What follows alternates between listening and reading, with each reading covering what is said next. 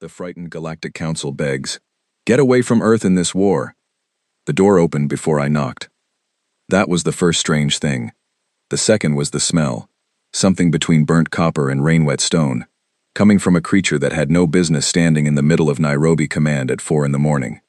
It was taller than any door in the building had a right to allow. 6 limbs, 4 of which it used to stand. Skin the color of deep water.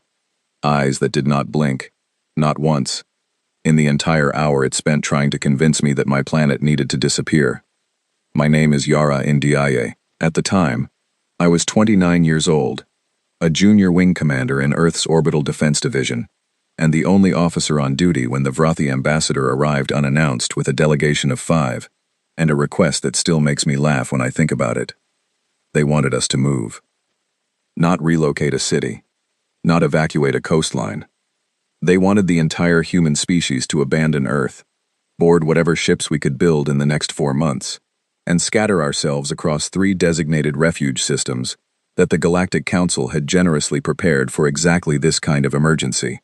They had maps, they had resource allocations, they had a timetable, they had everything except an understanding of the people they were talking to. Ambassador Threll, that was the Vrathi envoy's name, or the closest sound my throat could make to it, pressed all 4 of its upper palms flat on our conference table. I learned later that this gesture meant something close to total surrender of pride in Vrathi culture. It was the physical equivalent of getting on your knees. Threll was begging, genuinely, completely, without any dignity left in its enormous body. Begging. The Ket Dominion was coming, it told us, had been coming for 11 years. In that time, the Dominion had consumed 4 inhabited systems, displaced 9 species, and destroyed 2 civilizations that had been traveling between stars for centuries, before humans had invented the wheel. The Ket were not interested in negotiation. They were not interested in resources. Exactly. Or territory. Exactly. The Council's best analysts believed the Ket simply could not stop. Expansion was not a policy for them. It was biology. A drive so deep in their collective nature that slowing it down was like asking a river to stop being wet. Earth was directly in the path of the next advance. Threll spread a holographic map across our table. It showed the Dominion's movement over the past decade. A slow, dark tide rolling across the galactic arm, eating systems one by one. And there was Earth, sitting in the curve of that tide like a pebble waiting to be swallowed. "We are offering you survival," Threll said. Its translator rendered its voice as something halfway between a cello and wind through tall grass. "The refuge systems are stable, habitable. We will assist with the transition of your civilian population, your culture, your history, your genetics, all preserved. You lose the planet. You keep the species." I looked at Threll for a moment. Then I looked at Lieutenant Colonel Henry Graves, who had been my commanding officer for 2 years, and who was standing just behind my left shoulder, with the expression of a man trying very hard not to say something that would end his career.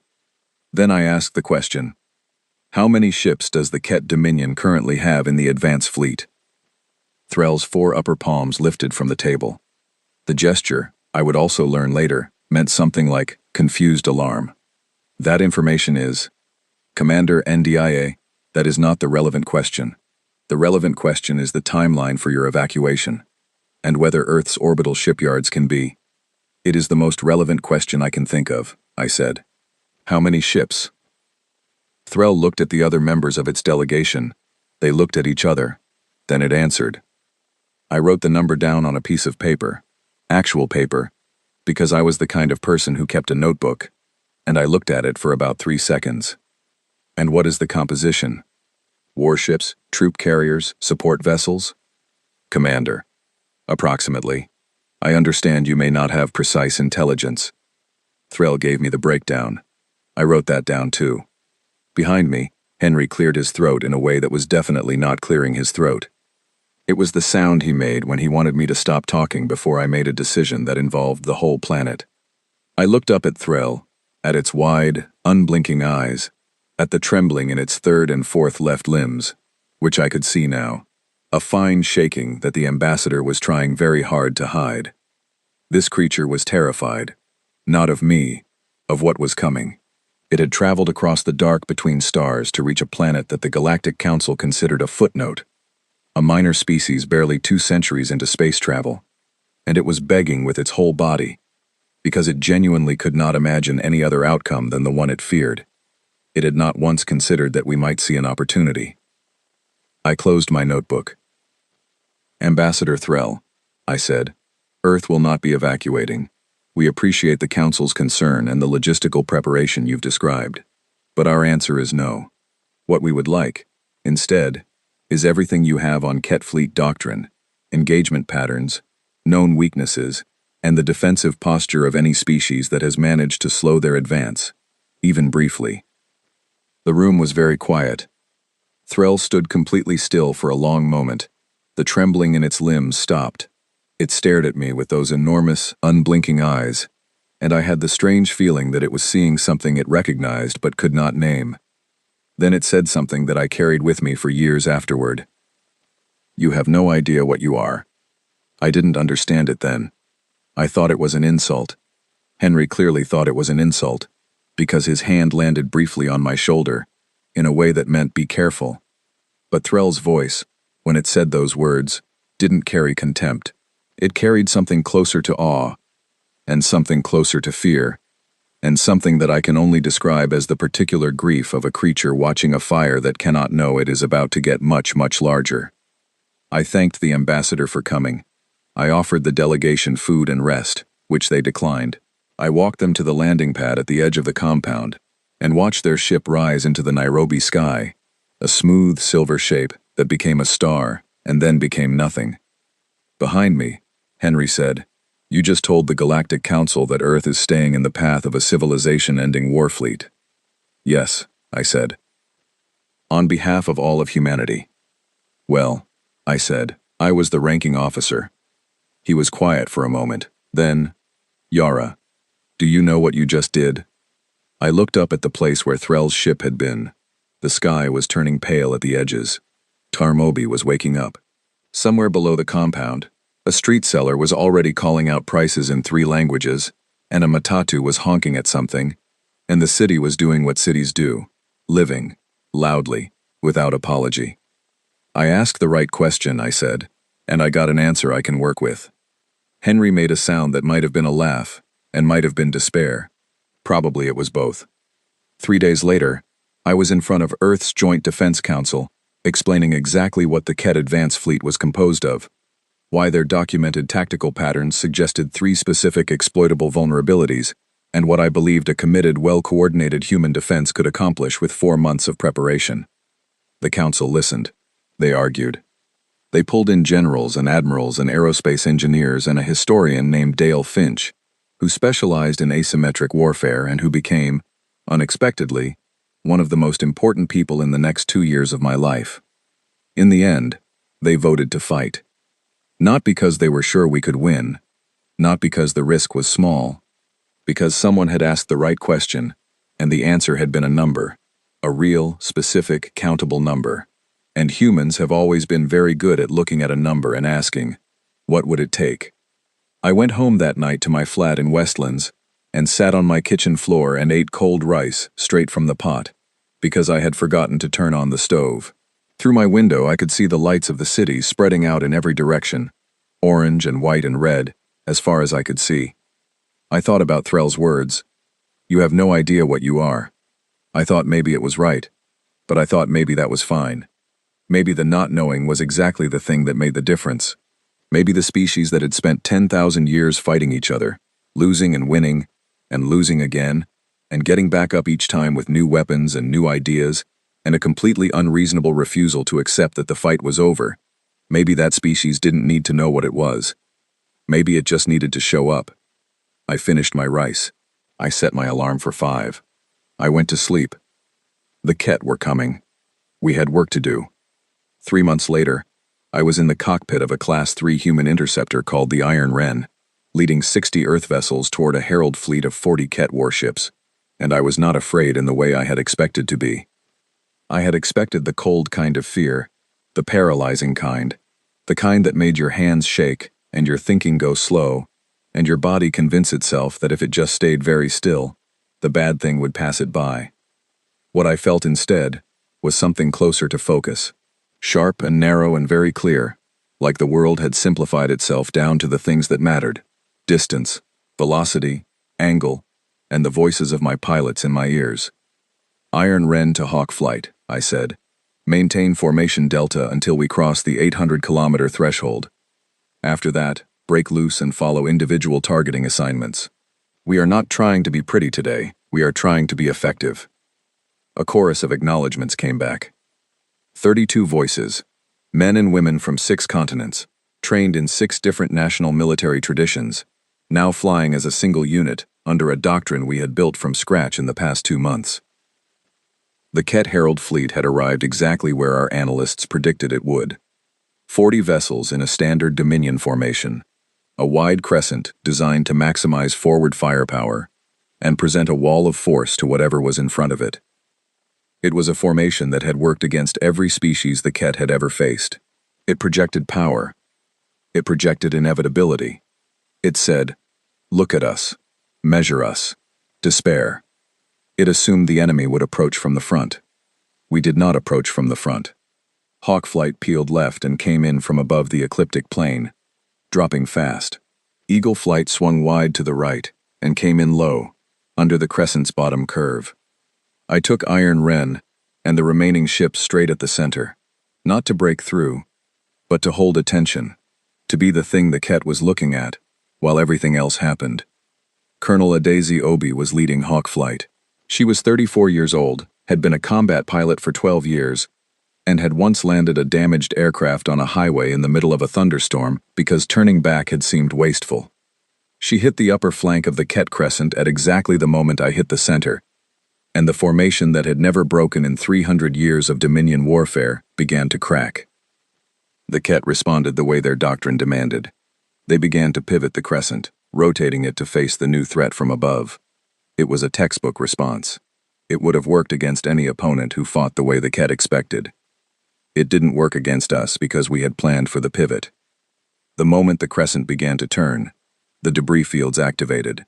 6 unmanned vessels we had positioned before the main engagement, loaded with shredded titanium panels and explosive charges, detonated in sequence along the path of the Ket rotation. It wasn't enough to destroy ships.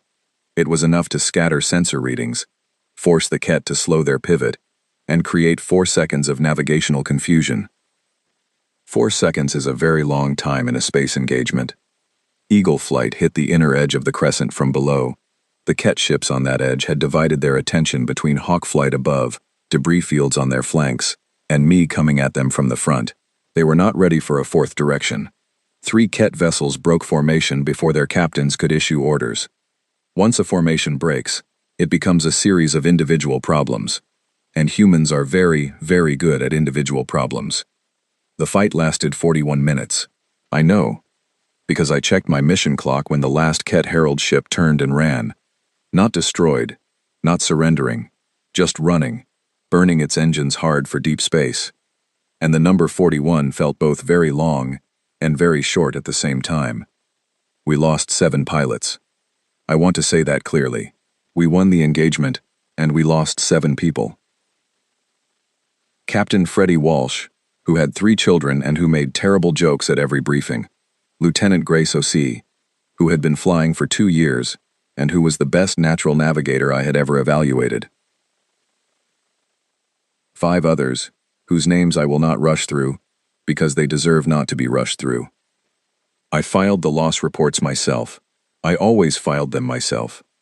In the hours after the engagement, as our fleet held position and conducted damage assessments, a message came through from the Vrathi observer vessel that had been watching from a safe distance at the edge of the system. It was from General Kovath, the Vrathi military officer who had been assigned as council liaison to the Human Defense Force. Kovath was old by Vrathi standards, a veteran of 2 previous conflicts with border civilizations, and had spent most of our pre-engagement briefings watching us with an expression I could not read. The message said, "I have sent my report to the council. I described what I observed. I do not think they will believe me. I am not certain I believe myself. Request permission to meet with you directly at your earliest convenience." I sent back a time and a set of coordinates. Kovath arrived on a small shuttle, alone, without the usual escort of aides and translators. It ducked through the hatch of the Iron Wren's meeting room and settled itself into a chair that was too small for it, folding its limbs with the careful precision of a very large thing that has spent a lifetime navigating spaces built for smaller creatures. "The Ket have never run from a herald engagement," it said, without greeting. "In 300 years of Dominion expansion, a herald fleet has never withdrawn. Their doctrine classifies withdrawal as a tactical error. Their commanders face consequences for retreat." "I know," I said. "They ran from you." "Yes." Kovath was quiet for a moment. Its 4 upper eyes tracked across the hull of my ship. The dents, the scoring, the patch job over a section that had taken a grazing hit and been repaired with materials that were definitely not regulation. "The Council observers in my report will recommend caution," it said. "They will argue that this engagement was favorable circumstance, that the Ket underestimated you, and will not make the same mistake again." "They might be right," I said. "They are partly right," Kovath said. "The Ket will not underestimate you again. But that is not the lesson I took from today. The lesson I took is that your species approaches conflict the way my species approaches mathematics, as a problem with a solution that must exist even if it has not been found yet." "You did not win today because you had better weapons."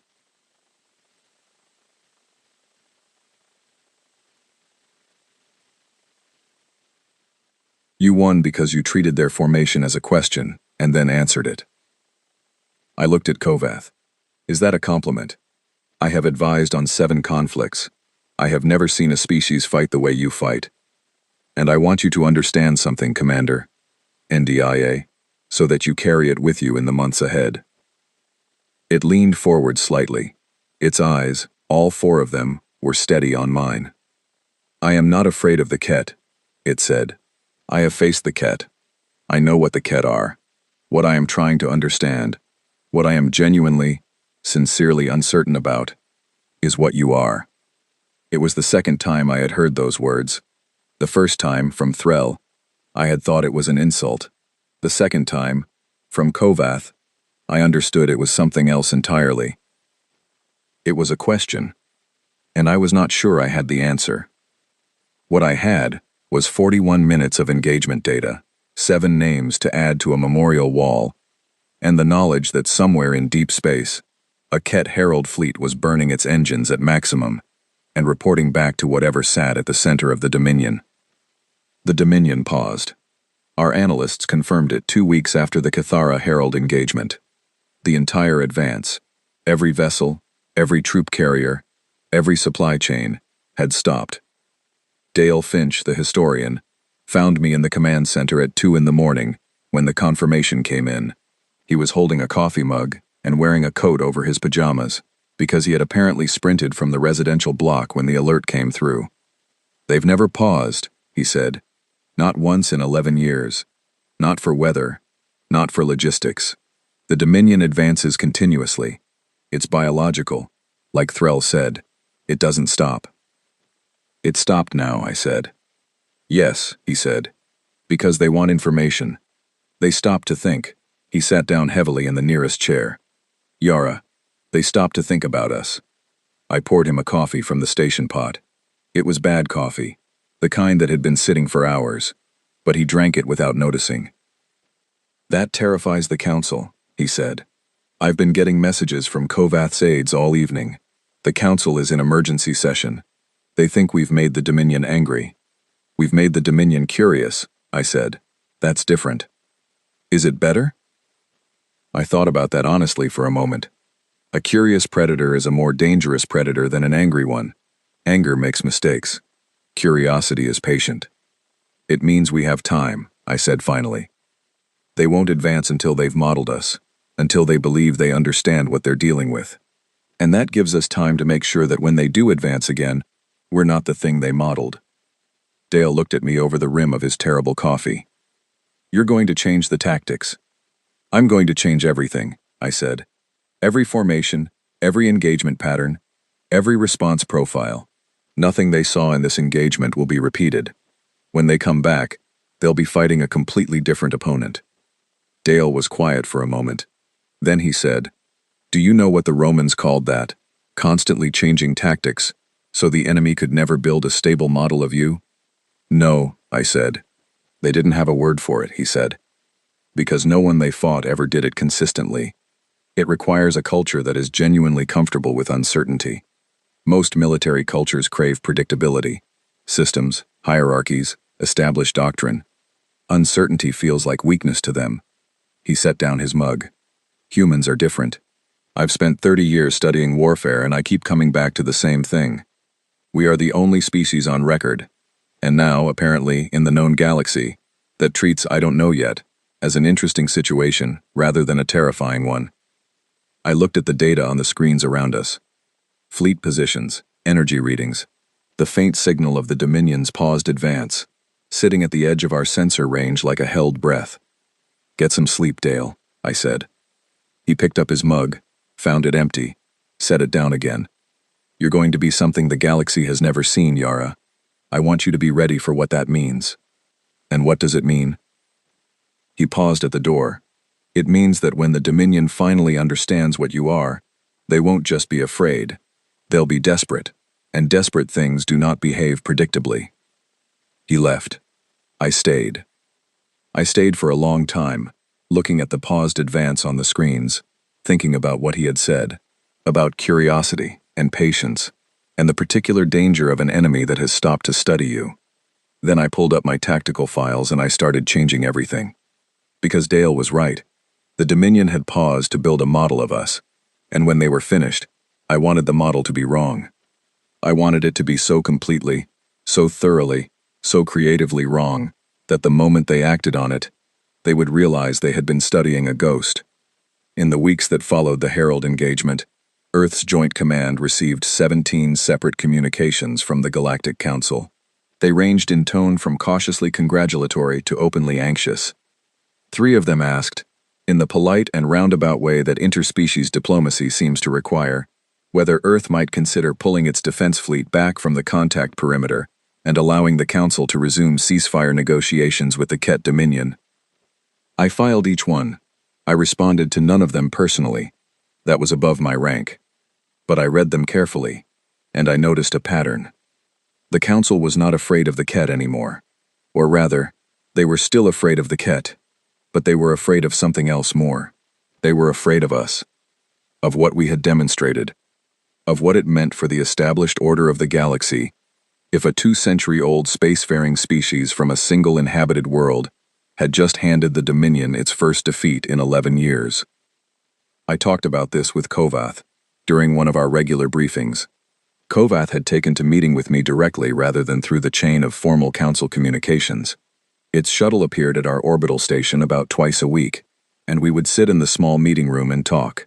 About tactics, about Ket behavior, about the political situation in the council, about the war in the way that soldiers talk about war when they are not performing for anyone. "The council fears a shift in gravity," Kovath said. "For 300 years, the balance of power in the galactic arm has been maintained by a careful arrangement of relationships, alliances, trade agreements, mutual defense pacts, all built around the assumption that no single species can dominate the others. What happened at the Herald engagement has raised a question no one wanted raised." "What question?" I asked. "Whether Earth has changed that assumption," Kovath said. "Whether you are, in fact, something that no arrangement of alliances and agreements was designed to account for." I leaned back in my chair, outside the viewport. Earth hung in the dark, blue and white and enormous, the way it always looked from orbit, the way it always made me feel like everything else was temporary, and that was the only permanent thing. "We won one engagement," I said. 41 minutes against a Herald fleet. The Dominion's main advance hasn't moved yet. "It is not the engagement that concerns them," Kovath said. "It is what you chose to do with the information you had. Ambassador Threll came to you with a clear and logical argument for evacuation. The mathematics supported it. The strategic calculus was straightforward. Every other species the Council has approached in a similar situation has accepted the argument." "Because it made sense," I said. "Yes," Kovath said, "and you rejected it." because a different argument made more sense to us. Kovath looked at me steadily. That is exactly what concerns them, it said. You do not process risk the way other species do. You weight variables differently. The Council has models for civilizations that are brave, or aggressive, or technically advanced, or ancient and wise. They do not have a model for a civilization that looks at an existential threat and asks how many ships it has. I almost smiled. I remembered writing that number in my notebook in the Nairobi Command Center, the simple act of counting. Kovath, I said, can I ask you something directly? You may ask, it said. I will tell you if I cannot answer. Do you think we should have evacuated? Kovath considered this for a long moment. A genuine consideration, not a diplomatic pause. I had learned to tell the difference in the months we had been working together. No, it said finally. I do not. I think if you had evacuated, the Ket would have reached the Council's core systems within 18 months, and there would have been nothing left to negotiate with. The Council's plan was survival without hope. What you offered was risk, with a possibility of something better. It paused. I did not say this in my official reports. I know, I said. The Council needs to believe they are managing the situation, it said. If they understood how much of the situation had already passed beyond their management, the panic would be counterproductive. 2 days after that conversation, the Council communications stopped being politely anxious and became something else. A formal delegation arrived at Earth's orbital station. Not Threll this time, not an ambassador. This was a Council arbitration panel. 7 species, 9 delegates, with the authority to issue binding recommendations under Galactic Compact law. They met with Earth's Joint Defense Council for 6 hours. I was not in the room. General Price, the Joint Defense Council's chair, a quiet man from Bristol who had the habit of folding paper cranes when he was thinking, sent me a message that evening that said simply, "It was what we expected. Your presence is requested tomorrow at 0900. I went. The arbitration panel was seated in a formal arc when I arrived. Their lead delegate was a species called the Marin, tall, pale, with long fingers that moved constantly.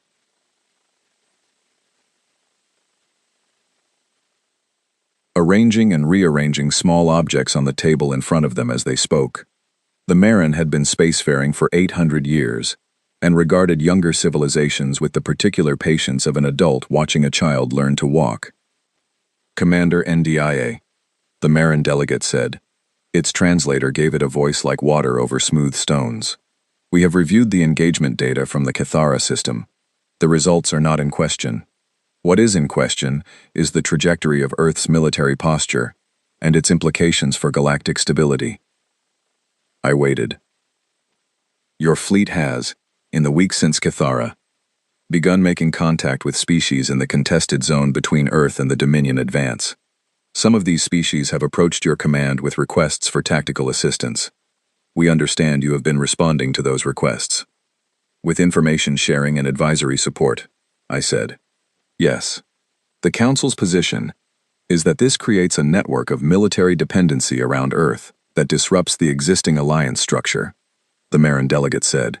Furthermore, the pace of your shipyard expansion, your recruitment drives, and your weapons development programs suggest an ambition that extends beyond simple planetary defense.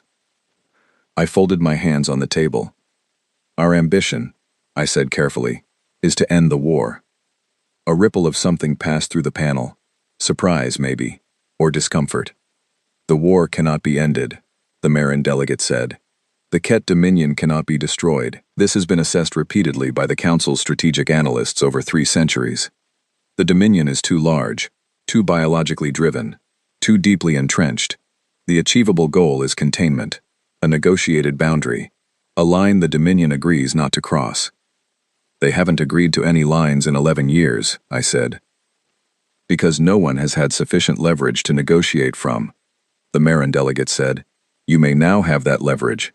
A strong showing at Cathara, combined with the Dominion's pause, creates exactly the moment for negotiation that the Council has been working toward. I looked at the 9 delegates, at their careful faces, their cautious eyes.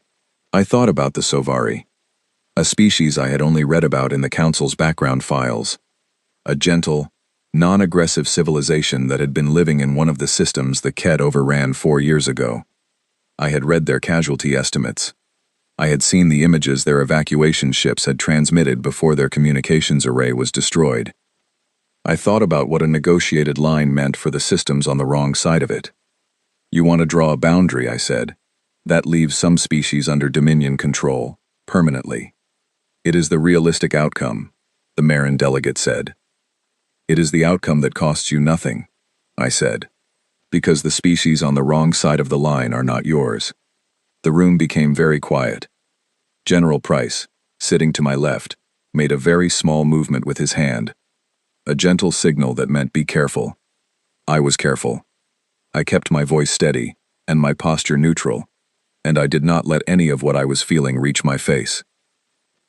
Commander NDIAE, the Marin delegate said, the Council's recommendation is that Earth halt its expansion of the military alliance network, freeze shipyard production at current levels, and agree to participate in formal ceasefire negotiations with the Ket Dominion within the next 30 days.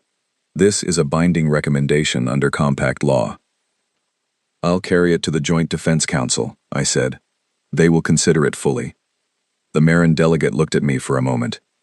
It had been doing this throughout the meeting, pausing to look at me in the way that species sometimes looked at humans in those early years of contact, with a kind of searching attention, as if trying to locate the thing about us they couldn't quite categorize. Commander, it said, more quietly, we are trying to prevent a wider catastrophe. You must understand that. I know, I said. So are we. We just disagree about what a catastrophe looks like. Earth's Joint Defense Council received the formal recommendation. They considered it for 22 hours. Then they voted 9-3 to decline. I was in the corridor outside the council chamber when the result came through. Kovath was with me. It had taken to simply being present during significant moments, standing quietly in corners with the patience of something very old watching something very young figure out how to be itself. 9-3, I said. 3 dissenting, Kovath said. There are people here who are afraid. Yes, I said. They're right to be afraid. We're doing something very large, and there's every chance it ends badly. But you will continue. I looked up at the ceiling. Beyond it, somewhere past the orbital station's hull, were the stars, and behind the stars, somewhere in the dark, was the paused advance of the Ket Dominion, rebuilding its understanding of us from the data of 41 minutes of engagement. We'll continue, I said, and we'll try to be worthy of the cost. Kovath was quiet for a moment. Then it said, Ambassador Threll sent me a private message when it heard about the arbitration panel's recommendation. What did it say? It said, I told her she had no idea what they were. I wonder now if that is changing. I thought about Threll in the Nairobi Command Center, pressing its palms flat, begging with its whole body. I thought about the way it had looked at me when I asked how many ships they had. It might be, I said. We're still figuring it out. I went back to work. There was, as always, a great deal of work to do. The Battle of the Kethara Rift did not have a clean beginning. It arrived the way bad weather arrives. You can see it building. You know it is coming. And still, when it is finally upon you, the scale of it is different from anything you prepared for. The Dominion's main advance fleet crossed our sensor perimeter at 0347 on a Tuesday morning. I remember the day because I had spent the night reviewing tactical models with Dale Finch and Lieutenant Colonel Obi, and we had all agreed to get 4 hours of sleep before the next round. I was on my second hour when the alert came. I was in my cockpit 20 minutes later. Iron Wren, fueled and armed. Around me. Earth's fleet assembled. Not the 60 ships of the Herald engagement. 312 vessels, built in the past 4 months from every shipyard we had. Crewed by people who had trained continuously, since Kethara, using every piece of data we had pulled from that first engagement. The Dominion had sent their apex fleet, 240 warships, the finest vessels in the Ket Dominion's arsenal. The force they had never committed in 3 centuries of expansion because they had never needed to. We had driven them to this. I felt the weight of that fact as I watched the fleet form up around Iron Wren. We had done something no species had done in 300 years. We had made the Ket reach for their best. I do not know if that meant we were winning, or if it meant we had simply made ourselves the most important problem they had. Probably both. Iron Ren actual to all commands, I said into the fleet channel. We know these ships. We have studied their configuration for 4 months. We know how they move, how they think, what they expect, and exactly how we are going to disappoint them. Stick to your assignments. Trust your training. Trust the people beside you. And remember that the Dominion has been doing this for 300 years, which means they are very confident. And confidence, when it meets something it does not understand, is a liability. Ades's voice came back from Hawk Command. Good talk, Iron Ren. A ripple of responses from the other commanders. Brief, professional, warm in the way that people are warm with each other when they are genuinely afraid and choose not to show it. Then we went forward. The first 6 hours were unlike anything I had experienced at the Herald engagement. The Ket Apex fleet fought differently. Not just better, but smarter. They had studied us. They had built their model of human tactics from the Cathara data, and they had adapted. Their formations were no longer the standard Dominion crescent. They were modular, flexible groups of 8 to 12 ships that could reconfigure quickly, responding to new threats from multiple directions simultaneously. For the first 2 hours, we fought them on even terms, which was not what we had planned. We had planned to hold an advantage from the first engagement. Instead, we had an opponent that had done their homework. They've adjusted to our approach vectors, Dale's voice said in my ear. He was aboard the command ship, monitoring the battle data in real time. They've neutralized the flanking advantage. I can see that, I said. How long until they've adapted to the debris fields? They're already working around them. Maybe 20 minutes before they have a clear counter. 20 minutes. I ran calculations in my head, cross-referencing with the tactical data scrolling across my secondary screen. Then we have 20 minutes, I said. Get me a channel to all wing commanders. The channel opened. Change of plan, I said. New formation assignments. Transmitting now. We are switching from the Pattern 4 approach to the Adaptive Response Doctrine. That means every wing commander has full authority to engage, as circumstances require, without waiting for central direction. Use your judgment, your training, your knowledge of your own crews. We are not fighting the battle we planned. We are fighting the battle in front of us. That is fine. That is what we train for. A pause. Then Adije said, Understood. Iron Ren, Hawk Flight going adaptive. One by one, the wing commanders confirmed, and something happened that I had hoped would happen, but had not been certain of. 312 ships, crewed by people who had spent 4 months training, not just in established patterns, but in flexibility, in reading situations, in the specific human skill of improvising inside a framework. Those 312 ships began to fight in a way that no unified tactical model could fully predict, because there was no single model. There were 312 individual decisions being made simultaneously by people who trusted each other enough to act without waiting for permission. The Ket had built a model of human tactics, but they had built a model of tactics that had a shape. What they were facing now did not have a shape. The next 4 hours were brutal. We took losses. I watched ship markers vanish from my tactical display. Each one a crew, a set of people I knew or knew of, whose names I would have to learn and carry.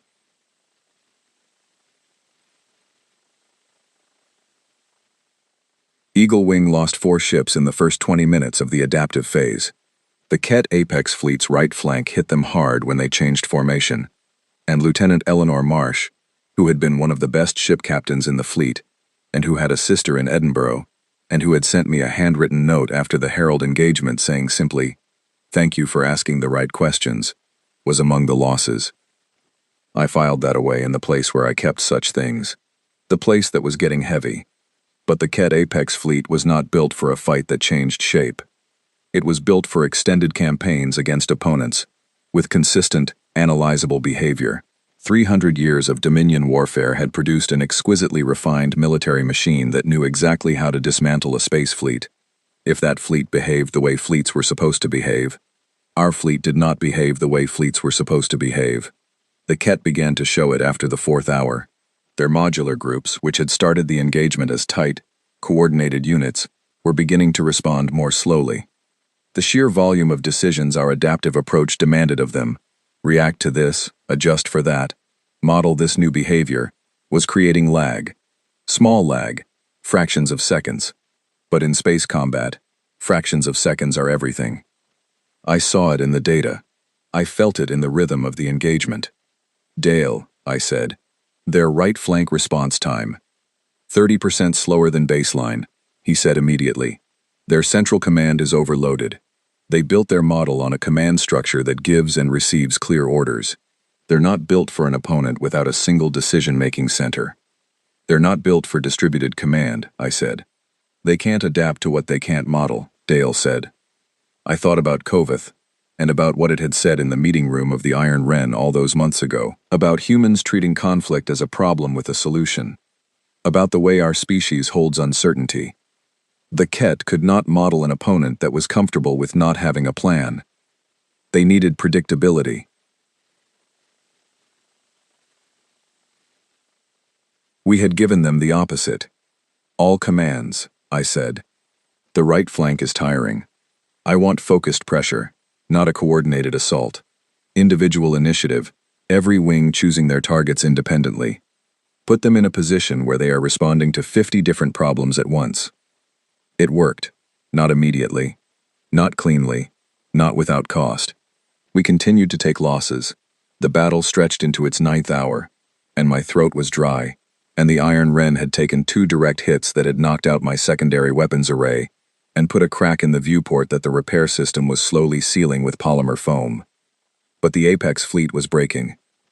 Not running. They were Ket, and they did not run easily, and their commanders fought with genuine skill and courage, but they were breaking in the way that a very strong and rigid structure breaks, suddenly, and all at once, after a long time of holding. The Apex fleet's left flank collapsed first. 6 ships in close formation, cut off from their support group by a wedge of 4 Earth vessels working in unexpected coordination. The 6 ships turned to fight the wedge. 12 other Earth vessels came in from 3 different angles. The 6 Ket ships were not destroyed. They withdrew, burning hard for the rear of the formation. And then, like a chain reaction, the rest followed. Not flight, a fighting retreat. Methodical, disciplined, impressive in its own way. The Ket Apex fleet pulled back in good order, covering each other, minimizing further losses. They were beaten, but they were not broken in the disorderly way of a panicked retreat. They were choosing to end the engagement. I watched them go. The fight had lasted 11 hours and 23 minutes. We had lost 41 ships, 273 people. I sat in my cockpit for a long time after the last Ket vessel left our sensor range. The Iron Wren hung in the rift, surrounded by debris and the scattered lights of the surviving fleet. Beyond the debris, Earth was a distant blue point. Kovath's last log entry had reached me during the battle, transmitted from its vessel, before it was hit and destroyed in the 2nd hour of the engagement. Kovath had joined the fight. It had told me it was going to observe from a safe distance. Kovath had lied, apparently, because the signal had come from coordinates deep inside the engagement zone. The log entry said, "I told you. You had no idea what you were. I think perhaps you are beginning to. Do not waste it." I read it 3 times. Then I opened the loss report file, and I started at the beginning, with Freddie Walsh's name from the Herald engagement, and I read every name we had lost, all the way through to the 273 from today, because they deserve to be read, because the list deserved to be long in someone's memory. When I was done, I closed the file. I looked at the starfield through the polymer-patched viewport. We had won, and I had never felt less like celebrating anything in my life. The Armistice Summit was held on board a neutral station in the outer reaches of the contested zone, 7 weeks after the Battle of the Cathara Rift. 17 species sent delegations. The Ket Dominion sent 3 representatives. Earth sent 5, including General Price, who was folding paper cranes in his lap during the opening ceremony. I was not supposed to be there. I was fleet. I was a soldier. I had never been to a diplomatic summit in my life, and I had refused twice when they asked me to attend. The 3rd time, General Price called me himself. He said, "Yara, you need to be in the room, not to negotiate, just to be there. Because the people in that room need to understand what the last 2 years actually were." So I went. The summit chamber was enormous, built to accommodate species of very different sizes, which meant very high ceilings and a range of seating types that looked, at first glance, like the furniture section of a particularly ambitious design store. I found a seat near the back, and I sat in it, and I watched the delegations file in. The Marin delegate who had led the arbitration panel was there. It saw me. Its expression did not change, but its fingers stopped their constant rearranging for a moment. The Ket representatives were smaller than I expected. I had built them up in my mind, the way you build up an enemy, into something enormous and absolute. The 3 delegates were compact beings with layered skin and steady, dark eyes, and they moved through the chamber with the careful precision of people who were aware that every eye in the room was on them. They took their seats. They did not look around. I looked at them for a long time. I tried to see the dominion in them. 300 years of expansion, 9 species displaced, 2 civilizations destroyed. The faces of every person on my loss list. What I saw was 3 tired beings who had traveled a long way to a room they did not want to be in, to agree to the end of something their entire civilization had been built around.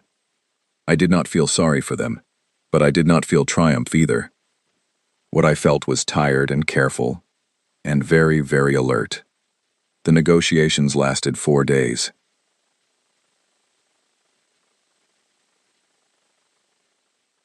I will not describe every hour of them because most of it was the kind of slow, technical work that diplomacy requires, clauses and subclauses and definitions, and the careful dismantling of positions that had been built over years. General Price was brilliant at it, quiet and methodical, folding and unfolding paper cranes, never raising his voice, always returning to the central point when the conversation drifted. The Ket signed an unconditional armistice on the 4th day. I watched them sign. I watched the 3 delegates put their marks on the document, a gesture that was, I was told, the Ket equivalent of a signature, a press of 2 fingers together and then apart, like opening a page. The head of their delegation, whose name in translation came out as something close to the one who carries the weight of stopping, held the gesture for a moment longer than necessary. I thought about what it would feel like to be the one who carries the weight of stopping, to be the person your civilization sent to end the thing that your civilization was. I did not envy it. After the signing, the council convened a secondary session about the post-war structure. This was the session I had been asked to attend as a witness.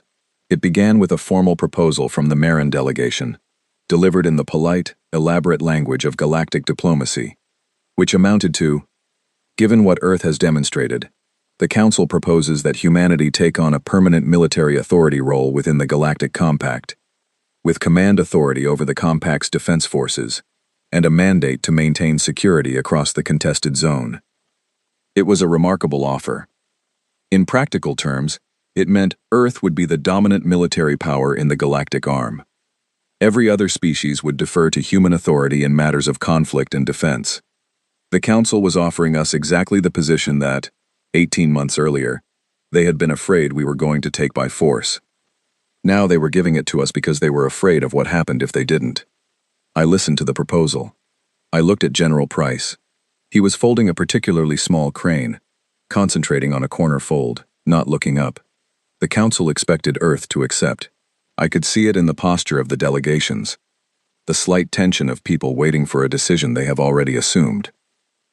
They were afraid, and they were managing their fear by offering the frightening thing control, the way you offer food to an animal you are not sure of. I requested permission to address the chamber. The Marin delegate said yes, with the faint surprise of someone who has not expected to need to facilitate further discussion. I walked to the front of the chamber. I stood in a space designed for beings considerably larger than me. I looked at 17 species, at the Ket delegates sitting still and watchful in the corner, at General Price in the back with his paper crane. I thought about Kovath, about Threll, about Eleanor Marsh's handwritten note, about the Sovari elder on the liberated station in the contested zone, who had given me a bundle of woven thread with her people's dead in it, and looked at me with eyes that expected nothing and hoped for everything. I thought about Dale's words, about the river and the stone, about what it means to be comfortable with uncertainty. I cleared my throat. 2 years ago, I said, an ambassador came to Earth and asked us to move, to abandon our planet, scatter our species, and accept survival without hope. We declined, not because we were certain we could win. We had no certainty. We declined because we decided that the risk of trying was worth more than the safety of giving up. I paused. The chamber was very quiet. Since then, we've lost a great many people. 314, by the final count, across both major engagements. That number does not include the allied species who fought alongside us, or the civilians in the contested zone, or the generations of people across 9 displaced civilizations who never got to come home. I carry all of those losses. I will carry them for the rest of my life. I looked at the Marin delegate. The Council has offered Earth a position of permanent military authority. I am going to recommend against accepting it. The silence in the chamber changed quality. Not because we cannot do it, not because we don't have the capacity, but because the thing that made us effective, the thing that let us face the Dominion and win, was not our weapons or our tactics or our numbers. It was the fact that we questioned everything, including ourselves, that we looked at risk and asked what it would take instead of whether it was possible.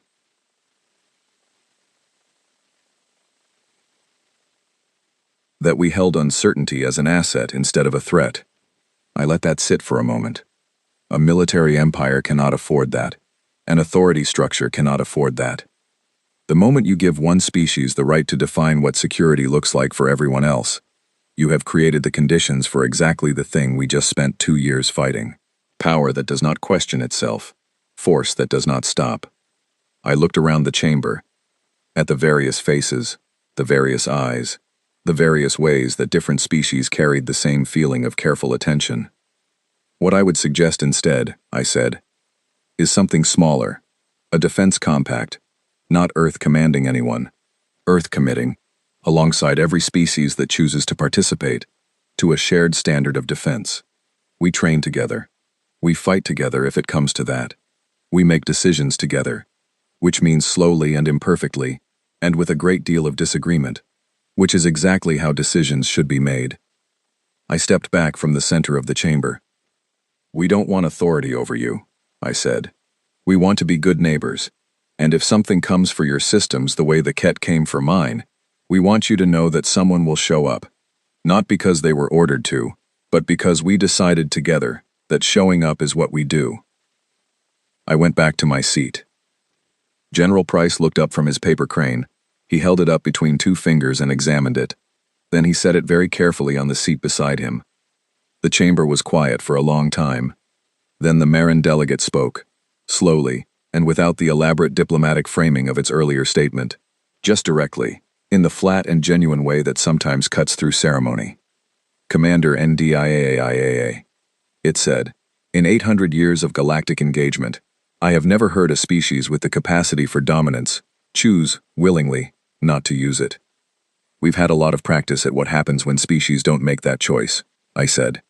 We did it to ourselves for 10,000 years. We're trying to learn from it. The vote on the Interspecies Defense Compact, the smaller structure, the shared commitment, the partnership instead of the hierarchy, passed 14-3. The 3 dissenting votes were from species that had not yet decided whether to trust anyone. I understood that trust after a long war is not a simple thing. Earth accepted the role of founding member and the position of First High Marshal, which General Price informed me with considerable satisfaction was going to be me. I was not thrilled. I told him so. He handed me the paper crane and said, "Good. Unhappy marshals ask better questions."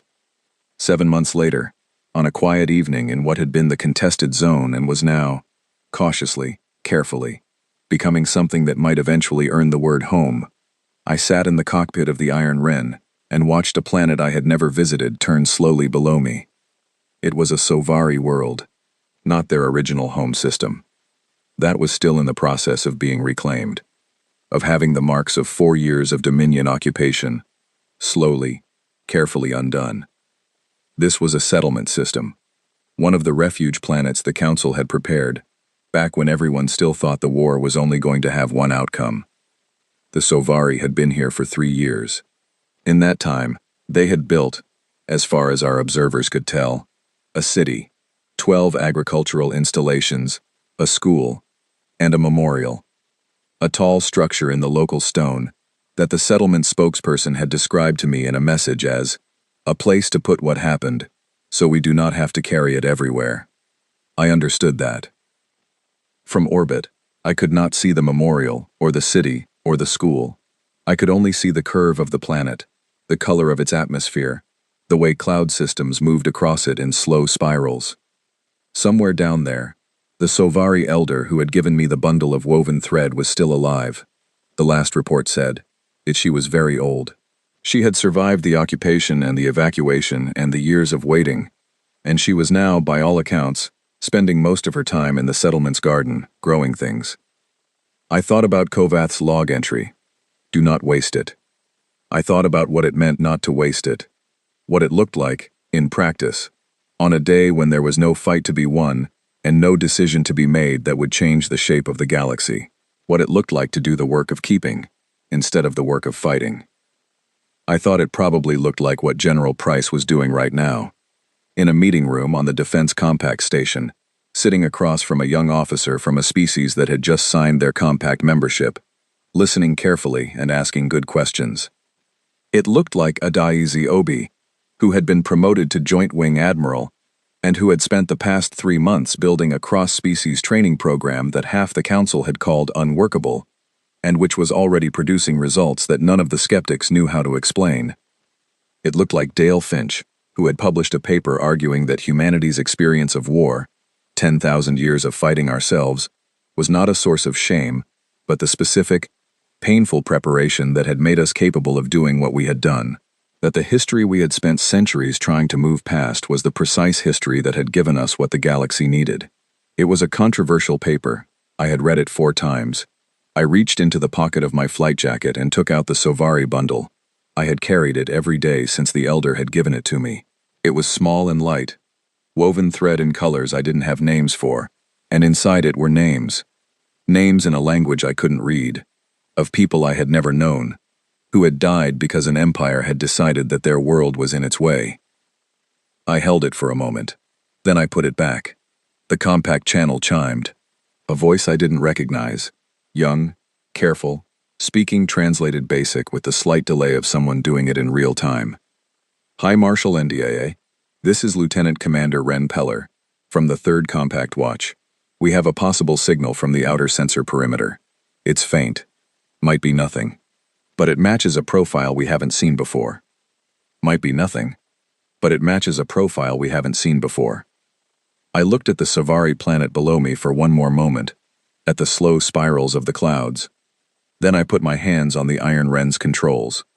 "Send me the data, Lieutenant Commander," I said. "I'll have a look." I had learned, a long time ago, to ask the right questions. The stars were quiet. They wouldn't stay that way for long, and that was all right. We had done this before. Not quite like this. Never quite like this. But we had done the hard thing, the frightening thing, the thing that everyone said was impossible, and we had done it not because we were certain, but because certainty was never really the point. The point was showing up. The point was asking how many ships. The point was the bundle of thread in my pocket and the names I could not read, and the planet turning below me in its slow, patient spiral, healing. I pulled up the sensor data from the outer perimeter. I leaned forward in my seat. I began to look.